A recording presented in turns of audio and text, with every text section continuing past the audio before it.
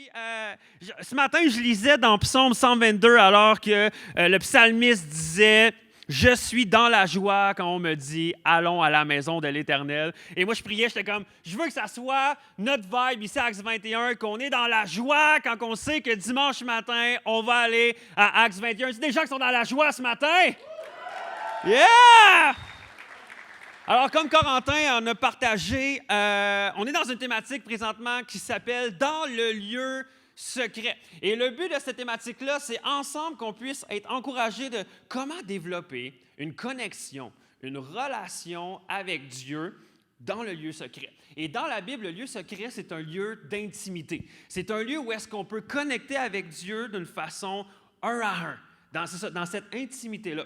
Puis, c'est qu'est-ce qui est différent du christianisme. Le christianisme propose que Dieu, non seulement, il veut qu'il ait adoré, mais il veut être en relation avec nous. Et quand on pense à plein d'autres religions, souvent c'est que Dieu est loin et notre but, c'est de faire plein de choses pour atteindre ce Dieu-là. Mais le christianisme propose que Dieu est venu, Dieu s'est fait chair, il est venu en étant Jésus-Christ et pour avoir une relation de proximité avec nous. Et ça nous dit dans la parole de Dieu que lorsqu'on donne notre vie à Dieu, non seulement Dieu est dans son royaume des cieux, mais il vient à l'intérieur de nous.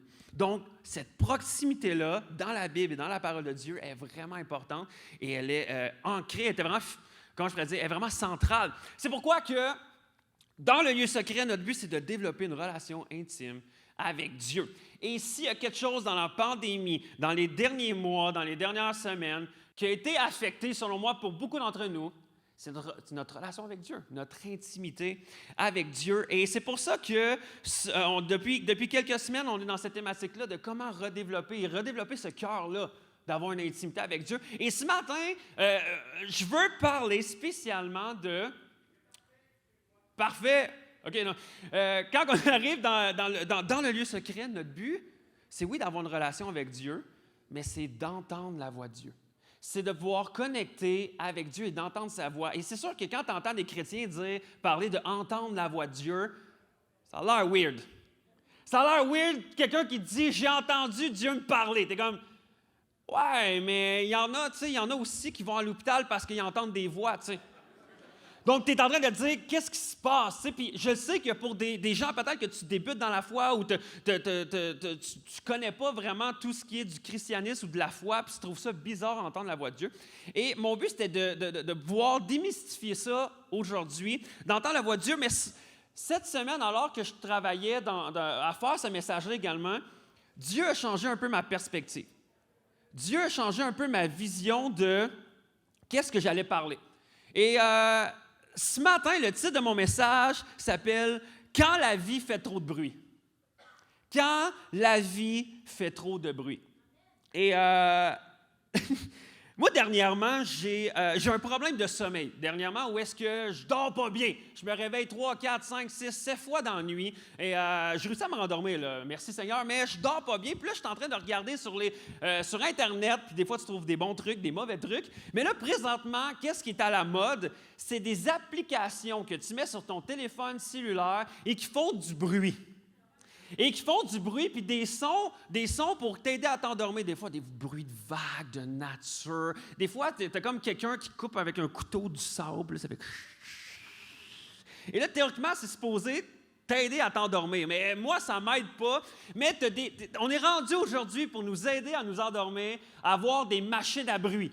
Des machines à bruit qui fait que quand tu es dans ta chambre, tu mets cette machine-là et ça t'empêche d'entendre tous les autres sons dans ta maison. Par exemple, ça peut être le bruit du frigidaire, ça peut être les enfants, ça peut être la télévision ou d'autres personnes dans ta famille qui ne sont pas encore couchées. Donc, tu te mets cette machine-là à bruit et ça t'empêche de pouvoir rester éveillé. Il y en a même que dans leur chambre, vous mettez une fan. Tu sais qu'ils font ça, une fan juste pour entendre le bruit. OK, il y en a quelques-uns, on dirait que ça prend la fan, même s'il fait moins 43 dehors, ça me prend ma fan. Mais la réalité, c'est qu'on a besoin de ça parce qu'on veut éviter tous les bruits qui sont autour. Mais moi, je crois que la vie fait beaucoup de bruit. La vie autour de nous fait beaucoup de bruit. Puis, des fois, ça peut être des beaux bruits aussi, là. Comme je parlais tantôt d'un ruisseau, le bruit des oiseaux dans la nature, le bruit de la machine à café le matin. Ça, c'est des beaux bruits. Mais il y a tellement de bruit autour de nous, tellement de voix qui essayent de nous parler à chacun d'entre nous que souvent, ça nous empêche d'entendre la chose la plus importante pour un croyant, qui est d'entendre la voix de Dieu. Et je crois que chacun d'entre nous, on doit apprendre à mettre à off toutes les autres voix qui essaient de nous parler pour connecter avec la voix divine. S'arrêter pour entendre la voix de Dieu. Dans la parole de Dieu, ça nous dit « Arrêtez et sachez que je suis Dieu ». Arrête-toi et concentre-toi sur Dieu pour être en mesure d'entendre sa voix, d'entendre qu'est-ce que Dieu veut dire. Et je crois sincèrement que le lieu secret existe afin qu'on puisse connecter avec Dieu et entendre sa voix. Comme j'ai dit, c'est que on a tous ce désir-là dans notre âme, qu'on soit conscient ou non, qu'on soit chrétien ou non, on a tous cet ardent désir-là, notre âme, de connecter avec Dieu et d'entendre sa voix. Cette semaine, j'étais chez mon barbier mardi et j'ai commencé mardi à travailler sur mon message. Je commençais à travailler sur comment entendre la voix de Dieu puis à étudier ça. Et mardi après-midi, je m'en vais chez mon barbier qui n'est pas croyant. Je m'assois dans la chaise et avant même qu'il rouvre son clipper, il me dit « Toi, Jasmin, là, t'es pasteur. » Puis je suis là « Ouais. » Je vais te poser une question. Puis je suis là « Quoi? » Il dit « Comment tu fais pour entendre la voix de Dieu, toi? » Puis là, j'étais là « Wow! » J'étais là, toi, tu ne peux pas tomber plus à pile poil que ça. Et là, pendant toute ma séance de coiffure, j'ai eu la chance de pouvoir lui partager comment entendre la voix de Dieu, comment connecter avec Dieu, puis comment ça fonctionne avec le Dieu divin. Et mon barbier croit à des énergies, des trucs comme ça, mais j'ai pu lui centraliser vraiment l'idée de la parole de Dieu qui est la Bible et de parler de comment entendre la voix de Dieu. Puis après ça, il était là, « Hey, Jasmin, à chaque fois que tu reviens, on continue cette conversation-là. » Puis j'ai fait « Avec plaisir. Avec plaisir, yes! » Et mais voici où est-ce que j'aimerais aller ce matin, qu'au départ, je voulais essayer de vous convaincre que Dieu veut nous parler. C'était mon but cette semaine, mais finalement, vendredi après-midi, j'ai eu à cœur quelque chose d'autre. Je ne veux pas vous convaincre que Dieu veut nous parler. Je pense que ça, dans le christianisme, ça devrait être une base, OK? Parce que je suis convaincu à 100% que Dieu nous parle. Je suis convaincu que Dieu nous parle beaucoup plus souvent qu'on le pense. Mais comme je disais plus tôt, il y a tellement de choses qui essayent de nous parler. Il y a tellement de bruit autour de nous. Donc, c'est très difficile, pas d'entendre, mais de discerner la voix de Dieu parmi toutes les autres voix qui essaient de nous parler. Et donc, ce matin, j'aimerais regarder avec vous comment discerner la voix de Dieu quand la vie fait trop de bruit. Comment discerner la voix de Dieu? Et il y a un passage dans la Bible où que Jésus nous parle, puis il fait comme une parabole, une métaphore. Et on se retrouve ça dans Jean 10, versets 3 à 5. Et il fait une analogie où est-ce que Jésus est comme le gardien des brebis, le berger, et les brebis, c'est les croyants. Les brebis, c'est chacun d'entre nous. Et il commence, il dit, le gardien lui ouvre la porte et les brebis écoutent sa voix. Les brebis écoutent sa voix. Et l'écoute, selon moi, c'est un des plus grands problèmes lorsqu'on parle d'entendre la voix de Dieu. Le problème, c'est pas que Dieu ne parle pas. Le problème, je pense souvent, c'est que nous, on n'écoute pas. On n'écoute pas. Il y a un problème d'écoute. Et la réalité, c'est que moi, avec Valérie, ma copine, on discute beaucoup. C'est quelque chose qui qualifie ou qui décrit bien Valérie, c'est qu'elle aime parler. Elle aime parler. Son activité préférée, c'est parler. Elle veut avoir des amis pour parler. Donc, si tu es allé voir un ami et ils ne se sont pas parlé, ce n'était pas une belle rencontre. OK? Elle aime parler. Et souvent, on parle ensemble. Souvent, elle parle. Et là, elle me dit, « Jasmin, tu ne m'écoutes pas. » Et là, je suis là, « Ben oui, je t'écoute. » Et là, je lui répète ce qu'elle vient de dire. Là, elle me dit, « Tu as entendu, mais tu n'écoutes pas. » Et là, j'étais là, « Et cette semaine, j'ai repensé à ça, puis je me disais, des fois, elle dit des belles affaires comme ça. Comme qui parle non seulement dans notre vie de couple, mais dans la vie spirituelle. Que je pense, des fois, on peut entendre Dieu nous parler, mais on ne prend pas le temps d'écouter, de s'arrêter et d'écouter. Le gardien lui rouvre la porte et les brebis écoutent sa voix. Il appelle ses brebis chacune par son nom et les mène dehors. Quand il les a toutes fait sortir, il marche devant elles et les brebis le suivent parce qu'elles connaissent sa voix. Une question très pratique ici, puis de proximité, lorsque tu connais la voix de quelqu'un. Vous souvenez-vous quand on avait des téléphones et avant que l'afficheur existe, fallait que tu répondes, parce que maintenant, je fais comme « Hey, salut, c'est Jasmin. » Puis ils disent tout le temps « Ouais, mais je le sais, ton nom est dans mon afficheur. » Mais avant, il fallait que la personne parle, et des fois, si tu avais une proximité avec la personne, tu étais capable tout de suite de la reconnaître. Mais si tu n'étais pas proche de la personne, tu étais comme au bout de 2 minutes, puis qu'elle te raconte de quoi, tu es comme, ouais, mais qui parle? Qui parle? Et je pense que pour être en mesure de connaître la voix de Dieu, tu dois développer une proximité, développer une intimité, que ça devient régulier, que ça devient quelque chose de simple et que quand Dieu parle, tu es capable de le discerner rapidement. Verset 5. Mais elles ne suivront pas un inconnu, au contraire, elles fuiront loin de lui parce qu'elles ne connaissent pas sa voix. La réalité, c'est qu'il y a plusieurs voix qui essaient de nous parler. Et je pense même que s'il y a une voix de Dieu, je pense qu'il y a une voix de l'ennemi. Je pense que même l'ennemi, même Satan essaie de nous parler. Mais comment réussir à discerner la voix de Satan si tu n'es même pas capable de discerner la voix de Dieu? Donc, comment différer des deux? Et là, si l'ennemi tente de te parler, il faut que tu sois capable de discerner, c'est l'ennemi qui me parle, donc je ne dois pas suivre cette voix-là. Et la réalité, c'est que c'est un combat quotidien. C'est un combat quotidien dans ma vie à moi. Rapidement, moi, je suis quelqu'un qui me sent pas à la hauteur facilement. Dès que je reçois la critique, dès que je reçois quelque chose, tout de suite, j'ai des doutes. Ça y est, je suis pas à la hauteur, je suis pas la bonne personne, c'est pas moi qui devrais faire ça, c'est pas moi qui devrais être pasteur, je devrais pas faire la prédication, je suis qui, moi, pour faire ça, je suis pas assez parfait, je suis trop pécheur, j'ai trop de péchés. Et là, j'ai des voix comme ça. Et je dois être en mesure de faire m'amener, hey, c'est pas la voix de Dieu, ça. C'est pas la voix de Dieu qui essaie toujours de me disqualifier, parce que la voix de Dieu tente toujours de te qualifier. Donc, c'est pourquoi que moi, je dois apprendre continuellement à discerner cette voix-là pour ne pas suivre la voix de l'ennemi et de suivre la voix de Dieu parce que je connais sa voix. Et arriver à discerner la voix de Dieu, c'est pas toujours facile. C'est pas toujours facile, mais Dieu peut nous parler de plein de manières. Et je veux regarder avec vous quelques manières que Dieu peut nous parler. Premièrement, par sa parole. Dieu nous parle par sa parole. C'est pour ça qu'on appelle ça la parole, la parole de Dieu. Et moi, je me rappelle, par exemple, un jour, je lisais Luc 15, et Luc 15 nous raconte l'histoire qu'il y a des gens qui sont sauvés. Il dit, il y a plus de joie au ciel qu'un pécheur qui se repent que tous déjà chrétiens, des gens qui sont déjà chrétiens. Donc, la Bible nous raconte qu'il y a un party au ciel à chaque fois que quelqu'un passe de non-croyant à croyant. Et moi, j'ai eu cette conviction-là, en lisant la Bible, de dire, « Hey, j'entends Dieu me parler. » Et j'ai fait un mantra dans ma vie de dire, moi, à chaque jour, je vais essayer de causer un party au ciel. De réussir que ma vie puisse amener la vie de quelqu'un d'autre à connaître Dieu et que je sois un faiseur de party au ciel. Et ça, pour moi, c'est devenu une conviction. Mais, par exemple, c'est facile également de prendre la parole de Dieu puis de mal la discerner. De lire, par exemple, la parabole des talents, que ça dit qu'on donne 10 talents à un, 5 talents à l'autre, puis 1 talent à l'autre. Puis finalement, de dire, oh, ouais, c'est ça, moi, j'ai juste un talent, puis c'est vrai, je ne suis pas doué, puis je ne suis pas bon, tout ça. Puis la réalité, c'est que la Bible n'est pas là pour te dire ça. Donc, des fois, c'est difficile de discerner, même quand on lit la Bible. Ou par exemple, Dieu peut te parler par l'entremise de quelqu'un d'autre. Dieu peut te parler au travers d'un non-croyant, une personne de ton groupe Connexion, peut te parler au travers de ta femme, ton mari. Dieu peut te parler au travers de tes enfants. Dieu parle beaucoup au travers des enfants, puis pour eux, ce n'est pas des petits mignons qui apprennent à connaître Dieu. Non, des fois, il y en a qui sont plus proches de Dieu qu'on le pense. Et Dieu parle au travers de leur bouche. Dieu peut parler au travers également de collègues de travail, quoi que ce soit. Mais il faut être en mesure de discerner encore, parce qu'il y en a autour de nous qui parlent et qui détruisent. Et de dire, c'est-tu Dieu, ça, ou c'est pas Dieu? Il faut être en mesure de discerner ça. Dieu parle aussi de manière de parole prophétique. Ça veut dire qu'il y a des personnes que Dieu a douées d'un don ou de talent d'entendre la voix de Dieu pour la vie de d'autres personnes. Et des fois, ces personnes-là vont arriver et vont dire, je sens que Dieu me dit telle ou telle chose pour ta vie.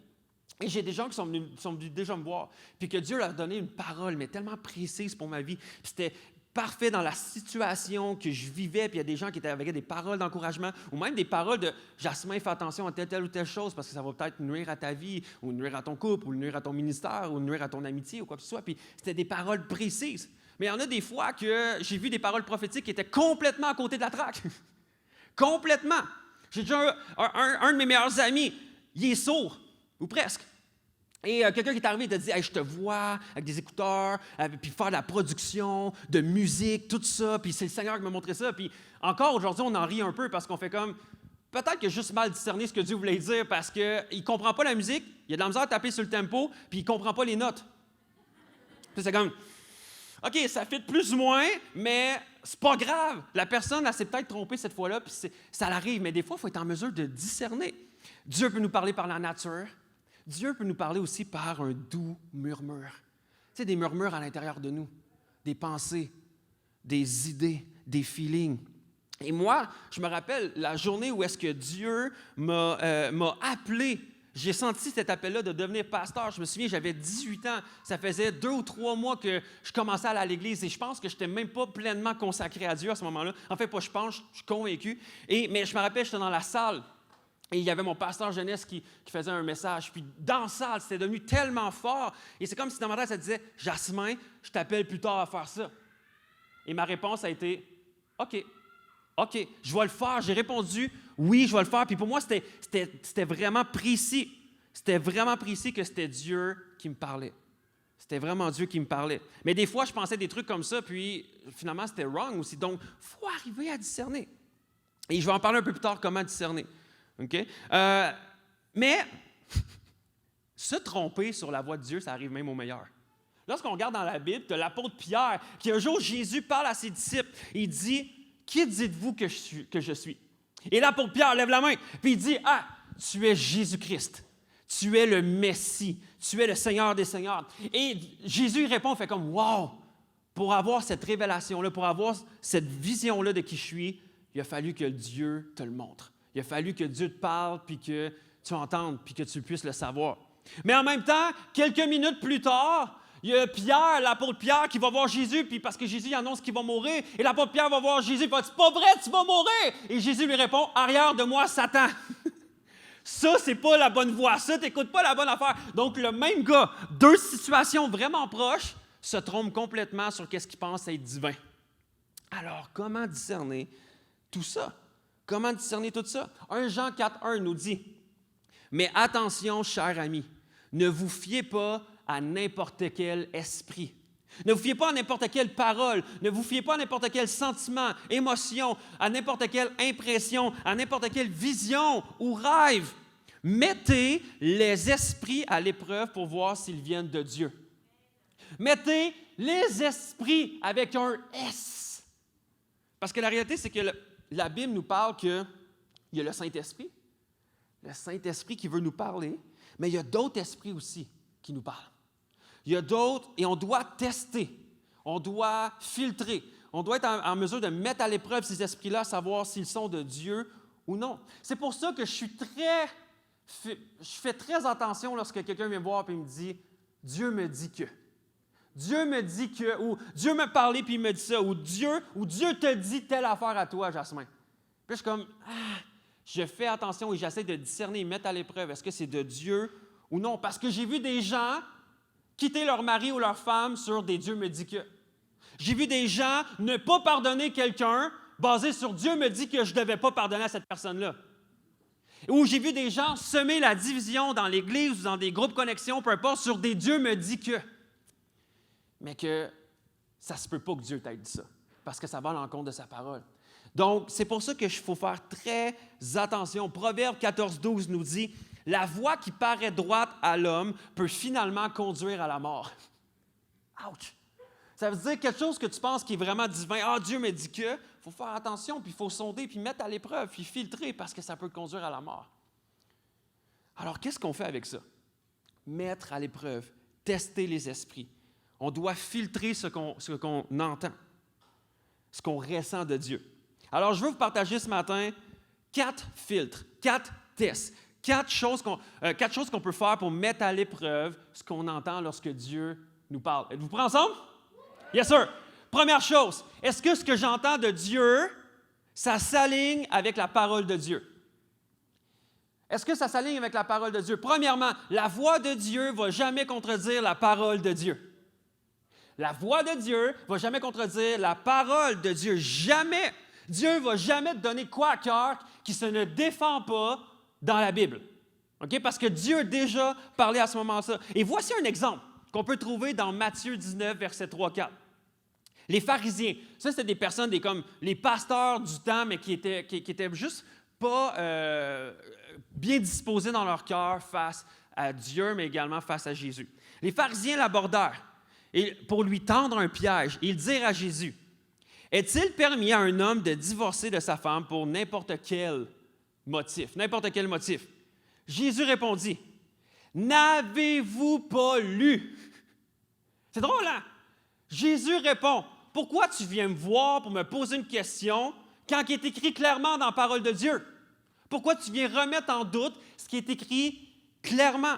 Et aujourd'hui, des fois, on tente tellement de diminuer des standards de Dieu ou des choses que Dieu a déjà dit, puis essayer de voir, ouais, mais c'est-tu encore pour aujourd'hui, puis ça s'applique-tu, puis comme, ouais, mais aujourd'hui, on est en 2021, fait que c'est une autre manière de voir la vie chrétienne ou de voir la foi, donc c'est plus vraiment pour nous. Donc, toi, Jasmin, quand des gens viennent me voir, Jasmin, qu'est-ce que tu penses de ça, toi?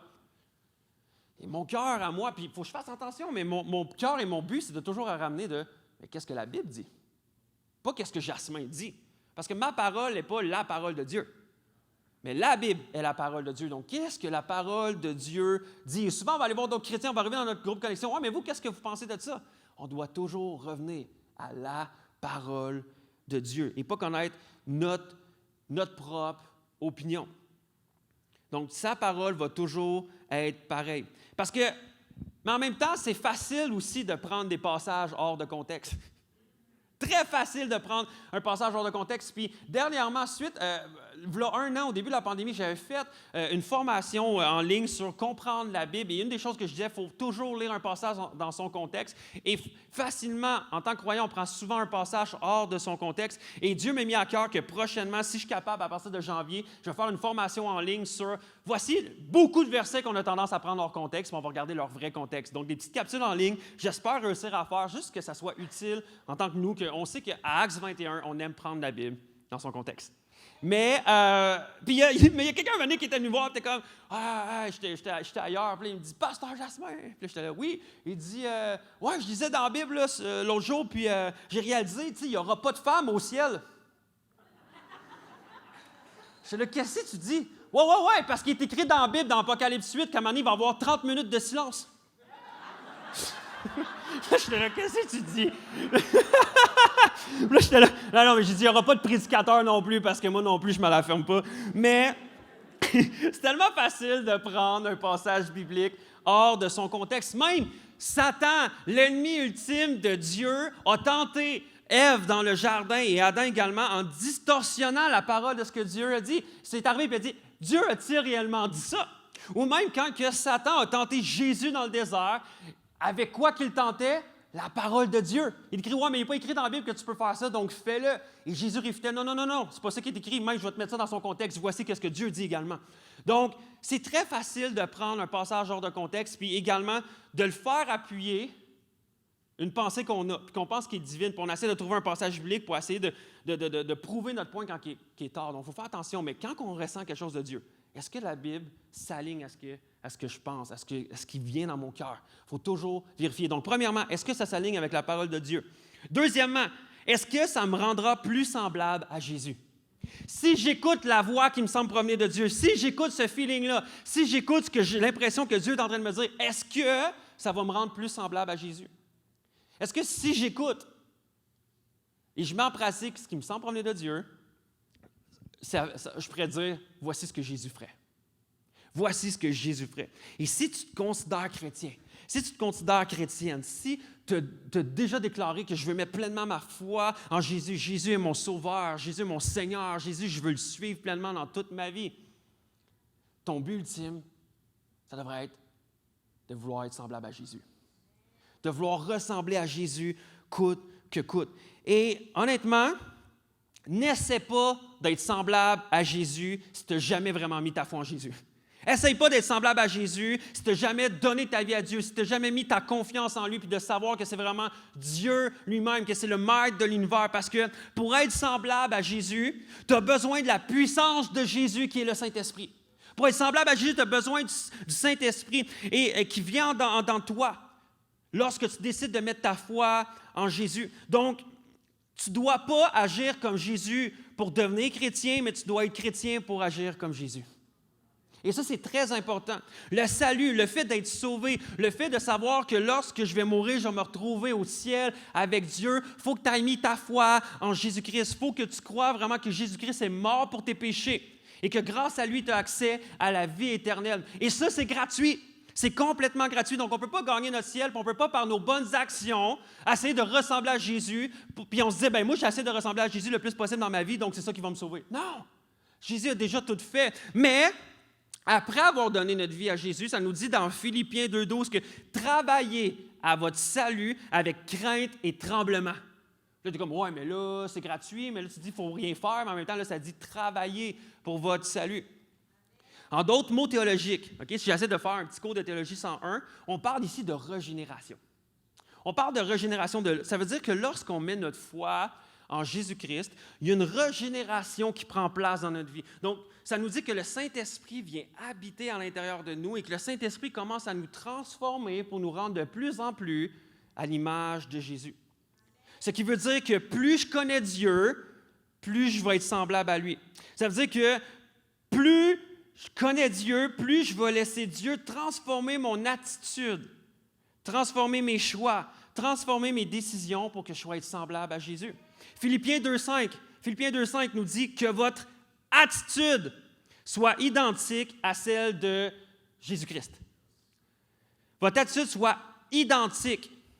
Que tes pensées soient pareilles comme Jésus, que ta façon d'agir puisse être comme Jésus, que comment tu te comportes à l'Église, au travail, avec tes enfants, avec ton mari, avec ta femme, avec tes grands-parents, avec tes collègues de classe, ça soit semblable, même pas semblable, identique à Jésus. 2 Corinthiens 10,5 nous dit « Nous faisons prisonnière toute pensée pour l'amener à obéir à Christ. » Toute pensée à obéir. Donc, Christ, qu'est-ce qu'il dirait? Alors ma pensée doit aller dans le même alignement. La réalité, c'est qu'on a tous des pensées. Et ça serait faux de croire que toutes les pensées que j'ai dans la tête viennent de Dieu. Pour vrai, il y a des pensées de Dieu qui sont dans ma tête qui sont super bonnes. Il y a des pensées de l'ennemi qui sont complètement mauvaises et qui essaient de nous dérouter. Puis il y a mes pensées à moi. Puis mes pensées à moi, souvent, c'est comme j'ai goût de dormir, je veux un café de plus, je veux relaxer, je veux penser à moi. OK? Des pensées plates. Mais sinon, tu as les bonnes pensées et tu as aussi les mauvaises pensées. Mais peut-être que tu es ici ce matin et que tu me dis « OK, ouais, mais Jasmin, moi, je suis assez nouvelle dans la foi. J'apprends à découvrir Dieu de tranquillement ou je viens juste de mettre ma foi en Jésus-Christ. Mais comment je fais pour savoir vraiment qu'est-ce que Jésus ferait? C'est quoi vraiment les pensées de Jésus? C'est quoi vraiment l'attitude de Jésus? Qu'est-ce qui est le fun, c'est que Jacques 3, 17 nous donne une bonne liste, puis moi, je l'aime. Ça nous dit ceci. Au contraire, la sagesse qui vient d'en haut, la sagesse qui parle, dans le fond, toute l'attitude, la sagesse, la manière d'agir, de penser, tout ce qui provient de Jésus, la sagesse qui vient d'en haut est en premier lieu pure. Est-ce que ce que j'entends de Dieu, ce que je veux appliquer dans ma vie, ce que je semble saisir de Dieu dans le lieu secret, est-ce que c'est quelque chose qui va me rendre plus pur? Est-ce que c'est quelque chose qui va rendre ma manière d'être encore plus pure? De plus, elle aime la paix. Ce qui me semble provenir de Dieu. Qu'est-ce que je veux appliquer dans ma vie? Est-ce que ça va amener l'ambiance de paix dans ma vie et autour de nous? Elle est modérée et conciliante. Avant d'écrire un courriel puis que tu sens que Dieu te pousse à dire ça, est-ce que c'est modéré et conciliant? Avant d'écrire à quelqu'un sur Messenger, est-ce que c'est modéré et conciliant, pleine de bonté?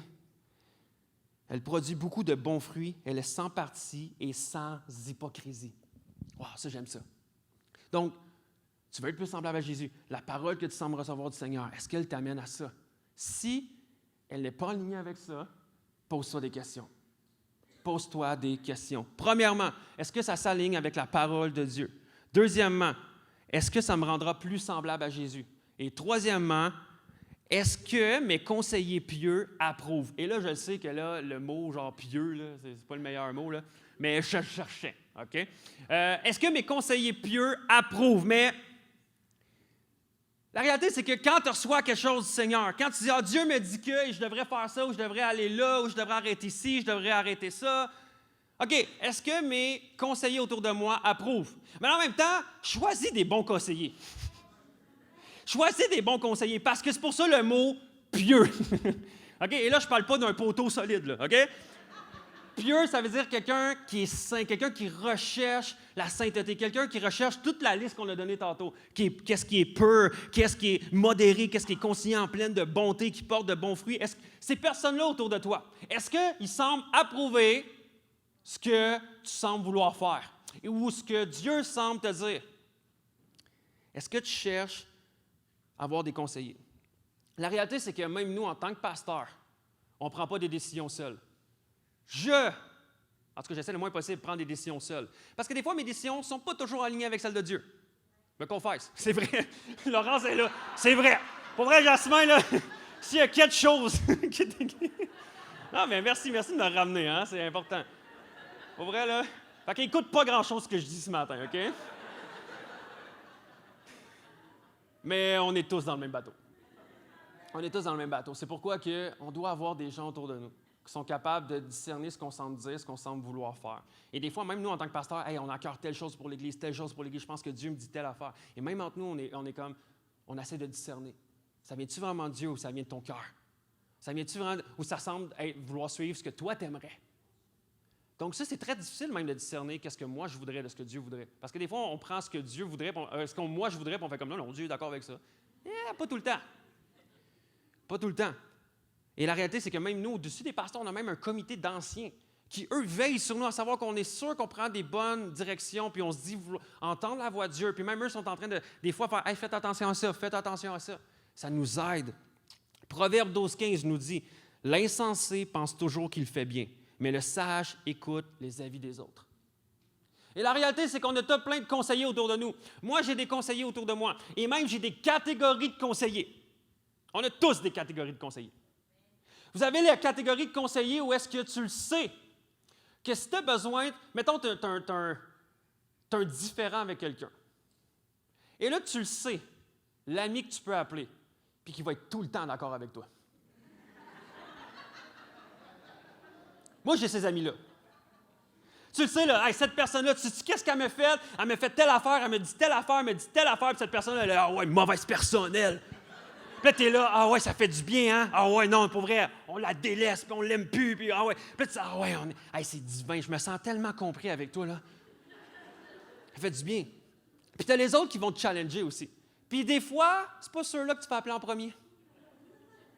Tu le sais des fois que peut-être pas la voix de Dieu que tu as entendue. Puis tu le sais que cette personne-là va peut-être la remettre en question, fait que tu ne l'appelleras pas en premier. Mais j'aimerais nous challenger.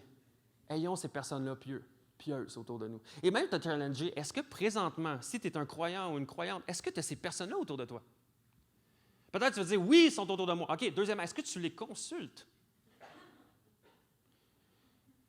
Et la réalité, c'est que même nous, en tant que pasteurs, c'est un de nos rôles qu'on essaie de faire. Les gens, des fois, nous appellent, qu'est-ce que je devrais faire? Est-ce que tu penses que je devrais faire ça? Puis nous, c'est notre devoir d'essayer de bien discerner. Mais la réalité, c'est que, je ne l'ai pas mis dans mes notes, je me disais que j'allais le mettre ou pas, mais j'ai été pasteur jeunesse puis de jeune adulte très longtemps. Okay? Et j'en ai vu des ados être sûrs que Dieu l'avait mis à cœur d'être en couple avec telle fille ou tel gars. Ouais, Dieu m'a parlé, là, c'est tellement fort. Tous mes amis sont d'accord. On était dans un petit groupe, la jeunesse, là, puis on a prié, puis tout le monde était là, ouais, on sent Dieu. Et nous autres, on est à l'extérieur, puis on est quand? Je pensais que j'avais du trouble avec 1, mais là, j'ai du trouble avec 8, là, tu sais. Mais là, de plus en plus, je suis moins dans moi avec la jeunesse, un peu moins avec les jeunes adultes, puis je suis plus avec des adultes, puis je me rends compte que des fois, il y a bien des affaires qui reviennent. On est tous pareils. On est tous pareils, mais la réalité, c'est qu'il faut avoir des conseillers pieux, des gens saints, des gens que tu le sais qui vont prier avec toi, qui ne vont pas juste t'écouter. La réalité, c'est qu'on a des gens chrétiens qu'on aime, puis qui vont t'écouter, puis qui vont t'écouter, puis qui vont te conseiller. Mais des fois, le meilleur conseil qu'ils peuvent te donner, c'est comme, sais-tu quoi? Je ne vais rien te dire de ce que moi je pense. On va juste consulter Dieu ensemble. Et ça, c'est la chose la plus dure à faire. C'est humiliant à faire ça. Parce que c'est tellement le fun de pouvoir donner notre opinion. Puis là, surtout quand l'autre personne la suit, tu te sens tellement, genre, puissant. Non, mais c'est vrai, soyons honnêtes, là. Tu donnes un conseil à quelqu'un, puis il le suit. Tu as déjà hâte qu'il te rappelle. Hein? Parce que tu dis, hey, je donne-tu des bons conseils? Et là, si la personne se plante, tu fais, t'as mal compris ce que je voulais dire. On est tous pareils. Est-ce que vous avez des conseillers? Est-ce que vous avez des conseillers ou conseillères pieux ou pieuses? Est-ce que vous êtes un conseiller pieux ou pieuse? Quand les gens vous appellent pour des conseils ou ils ont des problèmes, ou ils pensent avoir entendu parler de Dieu dans leur vie, est-ce que vous êtes des bons conseillers pour eux? Proverbe 19, 20, 21, ça dit « Écoute les conseils et accepte les critiques. Ah non, on le barre, hein, ce verset-là. Et finalement, tu deviendras sage. Un homme forme de nombreux projets, mais c'est le dessein de l'Éternel qui se réalise. Écoute les conseils. Tu sais, tantôt, je parlais d'écouter et entendre. Écoute. Pourquoi il me donne tel conseil? Pourquoi il m'encourage à prendre telle ou telle décision qui est contraire à ce que je ressens? Et écoute les critiques. C'est-à-dire, non, ce n'est pas une bonne décision que tu es en train de faire. Non, tu n'es pas en train de bien agir. Non, tu n'es pas en train de faire ça. Ça fait mal. C'est dur. Chaque semaine, je reçois des critiques. C'est dur. Le plus compliqué, c'est de tu reçois la critique et c'est de retourner vers Dieu puis de faire qu'est-ce que je devrais prendre, qu'est-ce que je devrais délaisser. Mais Dieu parle dans nos cœurs beaucoup plus. Proverbe 24:6. En effet, c'est par une bonne stratégie que tu gagneras la bataille. Et la victoire s'acquiert grâce à un grand nombre de conseillers. Des fois, c'est une bonne idée d'aller voir plus qu'une personne. Des fois, tu dis, ouais, mais j'en ai parlé avec mon leader de groupe Connexion. OK, il faut voir quelqu'un d'autre pour être sûr. Puis pas que je te dis de pas avoir confiance en ton leader de groupe Connexion, mais des fois, lui aussi ou elle aussi peut être influencée dans la situation. Va voir un grand nombre de conseillers. Entoure-toi. Tu ne peux pas être dans la bonne direction toute seule. Et le dernier filtre. Et là, j'ai mis ce dernier filtre-là. Je l'ai mis à la fin, puis j'hésitais à le mettre. Est-ce que j'ai la paix? Est-ce que j'ai la paix? J'ai hésité à mettre celle-là parce que souvent, la paix, on le distorsionne. Ah ouais, mais j'ai la paix de faire ça. J'ai la paix de faire ça. J'ai senti la paix. Et combien de fois j'ai pris une décision que j'avais une paix à l'intérieur, puis que c'était complètement pas ce que Dieu voulait. Parce que j'étais sûr que j'ai prié Dieu, puis j'étais là, ah Seigneur, qu'est-ce que je devrais faire dans telle ou telle décision? Est-ce que je devrais sortir, me marier avec telle personne? Est-ce que je devrais faire un enfant de plus? Est-ce que je devrais changer de travail? Mais c'est sûr que quand ça ne va pas bien au travail, puis que dans ton cœur à toi, là, mon cœur à moi, Jasmin, ça ne va pas bien au travail, et je sonde le cœur de Dieu. Dieu, est-ce que je devrais changer de travail? Et tout ce qui est dans mon cœur, c'est moi, personnellement, j'aimerais changer de travail. C'est facile de faire comme, ah ouais, j'ai une paix, là. Parce que tu veux entendre la voix de Dieu selon ce que toi, tu veux entendre. Et c'est là que la paix, il faut faire très attention. Combien de personnes dans mon entourage ont pris de mauvaises décisions basées sur une paix? Et souvent, c'est pour ça que je l'ai mis en 4e. Parce que souvent, c'est qu'on pense, OK, j'ai entendu quelque chose de Dieu, ou j'ai lu quelque chose dans la Bible, ou je me pose une question et je veux savoir qu'est-ce que Dieu pense de ça. Souvent, on arrive, et là, on fait comme la première chose qu'on recherche, ou quelqu'un va nous conseiller. Ouais, mais as-tu une paix? Non. Je vous donne un défi. À partir de maintenant, ne recherchez plus en premier si vous avez une paix. Recherchez en premier. Est-ce que ça s'aligne avec la parole de Dieu? Est-ce que ça me rendra plus semblable à Jésus? Est-ce que mes conseillers pieux approuvent? Et après, est-ce que j'ai une paix? Parce que sinon, tu peux être complètement erroné.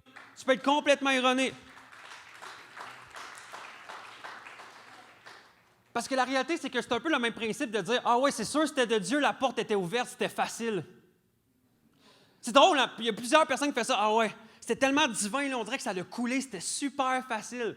C'est drôle, hein? Parce que quand je regarde dans la Bible, dans l'Ancien, dans le Nouveau Testament, à chaque fois que c'était divin, c'était difficile.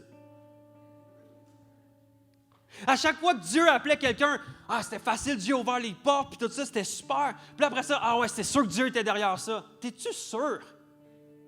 T'es-tu sûr d'avoir entendu clairement que Dieu, c'était sa volonté? Parce qu'à chaque fois que je vois Dieu appeler quelqu'un à faire quelque chose dans la Bible, surtout pour lui, la majorité du monde, leur réponse est comme non, c'est pas vrai, je vais faire ça. C'est rare qu'il fait comme ah, j'ai tellement de paix, là. Non. Il faut faire attention. Qu'est-ce qui est incroyable avec le christianisme, comme j'en ai parlé tantôt, mais c'est que c'est vrai que lorsqu'on donne notre vie à Dieu, non seulement on honore Dieu et on veut l'adorer, mais Dieu vient en nous. C'est incroyable, ça, pareil. Mais la réalité, c'est que c'est vrai qu'on doit rechercher la paix. Parce que c'est biblique également qu'on doit rechercher la paix de Dieu. Et quand tu mets ta foi en Dieu et que tu recherches le Saint-Esprit peut te guider également en ayant une paix. Parce que le Saint-Esprit agit. Voici comment le Saint-Esprit agit souvent, c'est avec une paix également. 1 Corinthiens 14, 33 nous dit « Car Dieu n'est pas un Dieu de désordre, mais de paix. » Dieu va amener la paix dans ton cœur. Oui, dans des situations des fois qui sont troublantes, mais Dieu va amener la paix. La réalité, c'est que avant d'être à Acts 21, j'étais dans une autre église. Puis je vais être 100% honnête avec vous, dans cette autre église-là, ça n'a pas bien fini. Ça n'a pas bien fini. Je suis parti de cette église-là, puis ça a mal fini avec l'équipe pastorale de l'autre église. Et pour moi, j'étais dans le moment le plus sombre. Un des moments les plus sombres de ma vie. Et je me remettais en question, j'avais des doutes, j'avais des peurs, j'étais comme ça, c'est fini, je ne serai plus jamais en ministère, je ne serai jamais pasteur, me retrouver à travailler quelque part dans une usine, c'est fini. Et tranquillement, il y avait des gens qui croyaient en moi, puis il y avait des gens qui connaissaient la situation de mon ancienne église, puis ils étaient comme, non, Jasmin, tu as encore ta place dans le ministère, là. Ça a mal fini, mais ça ne veut pas dire que c'est fini pour toi à jamais. Là. Okay? C'est une situation spécifique à cette église-là. Et finalement, j'ai commencé à avoir des téléphones. J'ai commencé à avoir des téléphones de gens, Jasmin, j'aimerais ça que tu viennes pasteur de jeunesse dans mon église. J'aimerais ça que tu viennes pasteur assistant dans mon église. Et j'ai reçu plusieurs offres que j'ai toutes refusées. Parce que j'avais plusieurs offres sur la table et je faisais les pour et les contre, qui est quand même sage de faire ça. Je faisais les pour et les contre. Puis, entre-temps, il y a Philippe, qui est un des pasteurs ici, qui m'a invité à prendre un café avec lui. Puis il me dit, Jasmin, parle-moi de ta situation. Parce qu'il savait que j'étais dans la région de Sherbrooke, mais on ne se connaissait pas. Puis il me dit, Jasmin, juste te dire, à la fin de la rencontre, juste, tu es libre de venir à Acts 21. Ben, il dit, j'ai pas de job pour toi. Je pense pas que je vais avoir un job pour toi prochainement. Mais si tu veux venir à l'église à Acts, tu es le bienvenu. Donc, j'avais toutes les offres d'emploi. Et je faisais les pour et les contre. Et je faisais les pour et les contre d'Acts 21 aussi.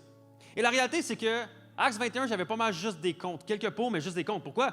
Parce que j'avais besoin de manger aussi. Et les autres m'offraient un salaire, m'offraient un job, m'offraient... Et à chaque fois, je priais, Dieu, je devrais-tu faire ça? Et je ne ressentais pas une paix.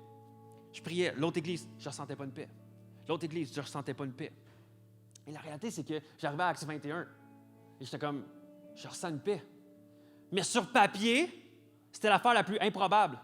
C'était l'affaire que je ne devrais pas faire parce que rien n'est assuré puis je ne sais pas comment je vais vivre. Fait que ma raison me disait non, mais à l'intérieur, j'avais une paix. Et c'est là que c'est là que je veux vous encourager à faire attention lorsqu'on recherche la paix. Parce que la paix n'est pas toujours alignée avec notre raison. Mais des fois, Dieu veut vraiment qu'on fasse ça. Et finalement, j'ai pris la décision de venir à Acts 21. Je suis arrivé. Pas d'emploi, pas rien. Et finalement, Dieu a pourvu. Dieu a pourvu que je suis arrivé à peu près au mois de septembre. Et en janvier, Acts 21, nous ont dit, par la foi, on veut t'engager. Et là, j'ai commencé à être engagé. Et je pense que c'était vraiment divin, puis Dieu voulait que je sois ici. Mais la réalité, c'est que j'avais un stress énorme, puis j'avais de l'angoisse, j'avais de l'anxiété, parce que sur papier, c'était illogique. Mais j'ai suivi la paix, le Saint-Esprit qui est venu, j'ai prié.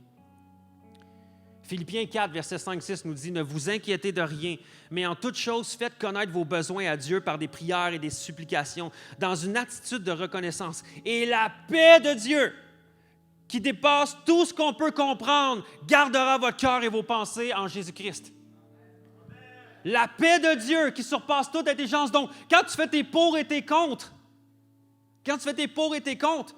tu fais comme, ouais, mais mon intelligence me dit que non. Ouais, mais la paix de Dieu me dit oui. Et garde mon cœur à suivre ce que Jésus-Christ veut que je fasse, ce que Jésus-Christ veut que je devienne, ce que Jésus-Christ veut que je puisse faire. Être à son image également. Donc, lorsqu'on a cette voie-là, recherchons cette paix-là également, de dire, OK, Dieu, qu'est-ce que tu veux en faire? Et si tu sondes Dieu, tu pries, tu continues de sonder le cœur de Dieu, il y a une paix qui va venir, si c'est la volonté de Dieu. Et je termine avec 3 derniers points. La réalité, c'est que dernièrement, mon radio de char a pété. Est-ce que quelqu'un peut m'aider? Non, c'est pas vrai. Mais mon radio d'auto a pété, puis avant, c'est que mon écran est fini, puis mes boutons ne fonctionnent plus ou presque. Donc, avant, j'avais toutes mes radios, mes stations de radio, de chaînes de radio, de sélectionner puis d'enregistrer. Mais mais là, la seule chose qui fonctionne dans ma voiture, c'est juste de faire le scan de fréquence. Donc, je descends. Ça scanne, puis là, ça scanne. Puis là, je suis obligé de descendre jusqu'à temps que je pogne un poste qui est intéressant. Et ou quand on a une nouvelle voiture, on a tout ça. Hein? C'est, toutes les postes enregistrés ne fonctionnent pas, puis là, il faut essayer de toutes les sélectionner. La réalité, c'est qu'avec Dieu, au départ, il faut s'entraîner. Il faut s'entraîner parce qu'au départ, on dirait qu'on a l'impression qu'il faut qu'on scanne Il faut qu'on scanne la chaîne de Dieu, l'onde divine. Et là, on sait plus où aller. Mais plus qu'on se pratique, puis plus qu'on devient en confiance, et plus qu'on devient assuré dans notre relation avec Dieu, c'est comme si la chaîne divine s'enregistre. Et que tu es capable, lorsque tu arrives dans le lieu secret, de peser « enregistrer ». Et là, tu entends la voix de Dieu. Tu es capable de le discerner. Ça devient facile parce que c'est enregistré. Et après ça, c'est de savoir est-ce que tu y obéis, par exemple. Mais, je veux regarder avec nous, dernièrement, 3 points pour nous aider à nous synchroniser avec Dieu présentement pour l'Église. Voici ce que je ressentais pour l'Église, pour nous, dans les prochaines semaines, dans les prochains mois. 3 choses qu'on peut faire pour se synchroniser avec Dieu, spécialement pour nous, Acts 21. Premièrement, en lisant la parole de Dieu. En lisant la parole de Dieu. Puis le but, c'est pas juste de cocher « faites ». C'est d'être intentionnel. C'est d'avoir un temps de qualité. Tantôt, je vous ai parlé de Valérie, puis il y a plusieurs langages d'amour. Okay? Dans un couple, tu as les paroles qui encouragent, tu as les cadeaux, tu as le toucher, tu as les actes de service et le temps de qualité. Val, tu sais, on a tout le temps un top 3. Valérie, elle a le temps de qualité, puis temps de qualité. Et moi, il n'est pas dans mon top 3, temps de qualité. Je suis fait comme ça. Mais la réalité, c'est que Val est constamment, Jasmin, il faut qu'on ait des temps de qualité, il faut qu'on ait des temps de qualité, il faut qu'on ait des temps de qualité. Puis je sais que son cœur, qu'est-ce qu'elle veut, c'est quoi? C'est que je sois lié à son cœur, à elle, qu'on discute ensemble, qu'on ait des temps de qualité. Et que je ne me fie pas juste à tout ce que j'entends à l'extérieur, mais qu'elle, sa voix, à elle, elle ait de l'importance dans ma vie. Et c'est ça qu'elle recherche. Puis c'est bon, c'est correct, c'est ça qu'on veut. Parce que si je prends du temps de qualité ailleurs avec d'autres personnes ou avec des collègues de travail, avec Dieu, avec peu importe, mais je ne serai pas en mesure de saisir, ouais, mais le cœur de Val, qu'est-ce qu'elle veut? Et la réalité, c'est qu'en lisant la parole de Dieu, c'est un temps de qualité. Pas juste de lire pour terminer, lire pour finir, mais pour avoir un temps de qualité. Avoir le cœur de Dieu, entendre sa voix. Comme on a lu tantôt dans Jean 10, verset 4, ça dit quand il a tout fait sortir, les brebis, il marche devant elle et les brebis le suivent parce qu'elles connaissent sa voix. Mon but d'avoir des temps de qualité avec Val, c'est de connaître sa voix. Mon but d'avoir des temps de qualité avec Dieu, c'est de connaître sa voix. Psaume 119, 105 nous dit « Ta parole est une lampe à mes pieds et une lumière sur mon sentier. » Et là, je voulais faire une illustration, je ne pourrais pas le faire, mais la réalité, c'est qu'il y a tellement de choses autour de vous qui essaient d'illuminer vos pieds. Les médias essaient d'illuminer votre chemin, puis de dire quelle direction prendre. Vos amis essaient de vous donner quelle direction prendre.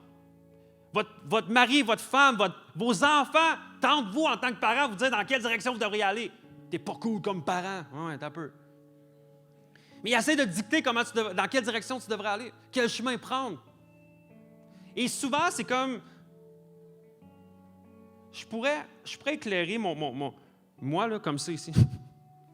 Et ce que les autres disent sur ta vie, c'est à peu près gros comme ça.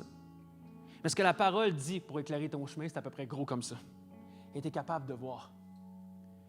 J'aimerais dire, il y a tellement de voix qui essaient de parler autour de toi, il y a tellement de bruit. Mais en lisant la parole de Dieu, tu es capable d'avoir le chemin bien éclairé sur ce que tu devrais faire. Deuxièmement, en cultivant la présence de Dieu. C'est quelque chose que je pense qu'on est appelé à Acts 21 de se concentrer davantage là-dessus, c'est d'adorer Dieu, de développer notre relation, notre adoration avec Dieu, de rechercher sa présence. Et ça nous dit dans Jean 4 que Dieu cherche des vrais adorateurs. Dieu cherche des vrais adorateurs, des gens qui l'adorent en esprit et en vérité, qui aiment être dans la présence de Dieu, dans la louange, dans l'adoration.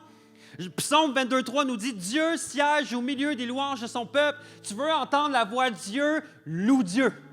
Tu veux entendre la voix de Dieu, loue Dieu. Et la semaine prochaine, je vais parler spécialement de la louange, de la puissance de la louange dans notre lieu secret. Donc, manque pas ça et inscris-toi dès demain. Mais quand on adore Dieu, on cultive la présence de Dieu dans notre vie. Et Dieu nous parle. Dieu nous parle par les paroles, mais Dieu nous parle aussi par notre écoute, par l'Esprit qui nous parle parce qu'on cultive sa présence. Et plus qu'on cultive sa présence, Dieu prend plus de place. Et dernièrement, la dernière chose de comment entendre la voix de Dieu et discerner, et pour nous, Acts 21, c'est d'être enraciné à une église. Je veux t'encourager à être enraciné dans une église, à être dévoué, d'être consacré. Parce qu'on va être honnête. Pour certains d'entre vous, dans la situation où vous êtes présentement, peut-être que l'église, c'est le seul endroit où vous entendez parler de la parole de Dieu. C'est le seul moment où vous vous arrêtez pour prendre du temps avec Dieu. Soyez enracinés avec Dieu. Soyez enracinés dans une église, soyez enracinés dans un groupe connexion, soyez enracinés. Parce que Psaume 92 nous dit « Mon œil regarde sans peur tous mes détracteurs. Mon oreille entend sans crainte tous les agresseurs qui s'emploient au mal. » Tout ce qui se passe autour de nous qui ne tourne pas rond. Car les justes, les croyants, nous, on pousse comme le palmier. Ils s'élèvent comme un cèdre du Liban, bien plantés dans la maison. L'Éternel, ils fleurissent sur les parvis de ton temple, notre Dieu. Soyons enracinés dans la maison de Dieu. Soyons enracinés dans la maison de Dieu avec d'autres croyants pour s'encourager ensemble et se disposer ensemble à entendre la voix de Dieu. Parce que si tu veux du bon fruit de ton arbre, tu dois être dans le bon environnement. Et présentement, on a peut-être délaissé certains environnements de l'Église. Mais moi, ça m'encourage quand je vois qu'on est sold out ce matin. Parce que ça me prouve que de plus en plus de gens qui veulent s'enraciner dans la maison de l'Éternel. Et ça, c'est beau. Yes! Comme je dis tantôt, Psaume 122 nous dit « Je suis dans la joie quand on me dit « Allons à la maison ». Il n'y a pas une chanson pour les enfants qui dit « Je suis dans la joie quand on me dit... » OK, il y a juste moi qui la connais. J'étais là, ils vont continuer, et un autre, j'ai l'air fou. Mais c'est pas grave. J'aimerais qu'on puisse juste courber nos têtes, fermer nos yeux ensemble. On va juste passer un temps avec Dieu, puis on va aller en louange. Mais ce matin, c'est un peu plus pratique comme message. Et le pratique peut commencer à partir de maintenant, alors qu'on va louer Dieu. Puis le pratique peut commencer dès demain, dès cet après-midi, dès ce soir, alors qu'on va vous allez prendre un temps avec Dieu dans le lieu secret. Que vous puissiez vous rappeler de ces outils-là, que vous puissiez vous rappeler de ces points-là que j'ai donnés, ces filtres-là. Et que moi aussi, j'essaie de me rappeler continuellement parce que c'est facile d'oublier. C'est facile de se fier juste à notre cœur. Dieu, je veux te prier pour chacun d'entre nous ce matin ici. Dieu, sonde mon cœur. Dieu, sonde nos cœurs. Regarde si on est sur une mauvaise voie. Et conduis-nous sur la voie de l'éternité. Dieu, il y a peut-être cette semaine que j'ai été sur la mauvaise voie. Peut-être certains d'entre nous, on a été sur la mauvaise voie. Dieu, je te prie de nous ramener à l'instant même sur la bonne voie. De nous rapporter sur la voie, sur la bonne fréquence. Dieu, ce matin, on veut se syntoniser à la bonne fréquence pour entendre ta voix. Et que ça puisse être tellement plaisant pour nos cœurs. Que ça puisse être tellement satisfaisant, tellement bon, qu'on va vouloir l'expérimenter encore cette semaine, encore et encore. Saint-Esprit, parle-nous ce matin. Fais-nous sentir ta présence ce matin. Conduis-moi. Éclaire mon sentier. Éclaire mes pas. Seigneur, il y a plein de gens présentement qui se posent des questions à qu'est-ce qu'ils devraient faire avec leur famille. C'est difficile avec leurs enfants. C'est difficile avec des collègues de travail. C'est difficile avec leurs patrons. C'est difficile dans leurs études. Puis ils se posent tellement de questions à savoir qu'est-ce qu'ils devraient faire présentement. Quelle est la bonne décision? Quel est le bon choix? Dieu guide. Parle ce matin. Parle cette semaine. Alors qu'ils vont cultiver ta présence. Alors qu'ils vont s'enraciner également dans ta parole, que tu puisses parler. Et qu'ils puissent bien être en mesure de sonder ton cœur. Parle-nous. Parle-nous. Alléluia. Peut-être la bonne prière que tu peux juste dire présentement. Comment prier? Dis à Dieu, parle-moi. Dis-le présentement à Dieu. Seigneur, parle-moi. Parle-moi. Je suis là. Je suis à l'écoute. Dieu, parle-moi. Parle-moi. Alors qu'on va louer Dieu à l'instant. Sois à l'écoute de ce que Dieu veut vous dire. Parce que comme j'ai dit, je suis 100% sûr que Dieu parle, mais est-ce qu'on écoute? Et je suis certain que chacun d'entre vous, vous pouvez partir ici avec une parole fraîche. Vous pouvez partir avec une parole précise. Est-ce qu'on peut se lever ensemble? Vous pouvez mettre vos masques. On va prendre un temps pour louer Dieu avec ce fameux band incroyable qui nous sert ce matin.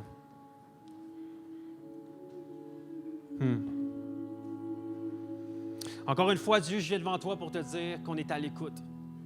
On s'abandonne à toi ce matin. On abandonne nos tracas, on abandonne nos soucis, on abandonne nos peurs, on abandonne nos angoisses, on abandonne notre anxiété ce matin pour pleinement s'abandonner à toi, Dieu. Parle-nous, réconforte-nous, amène-nous la paix de ton Esprit Saint ce matin. Prends tout, Dieu. Prends tout ce matin dans le nom de Jésus.